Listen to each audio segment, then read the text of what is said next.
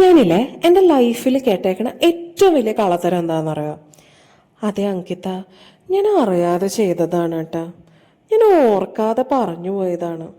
ഒരിക്കലും വേദനിപ്പിക്കാൻ വേണ്ടിയല്ലേ, ഞാനൊന്നും മനസ്സിൽ വെച്ചിട്ടല്ല. Trust me when I say this, guys. After a certain age, people know exactly what they are doing.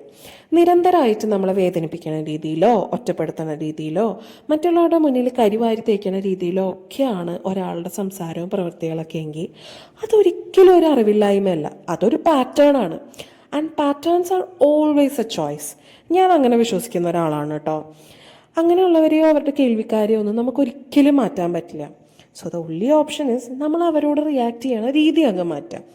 ഒന്നുമില്ല, നമ്മുടെ പേഴ്സണൽ സ്പേസിൻ്റെ ബൗണ്ടറിയുടെ അപ്പുറത്തെ പറമ്പിൻ്റെ അങ്ങേ മൂലയിലുള്ള ഏതെങ്കിലുമൊക്കെ വേലിയുടെ കമ്പത്തി ഇതുങ്ങളെയൊക്കെ അങ്ങ് ഒത്തിച്ചാരി നിർത്താം. വിച്ച് മീൻസ് ചത്താല് വിറ്റങ്ങളൊന്നും അടുപ്പിക്കരുത്. അതായിരിക്കും എല്ലാം കൊണ്ടും നല്ലത്.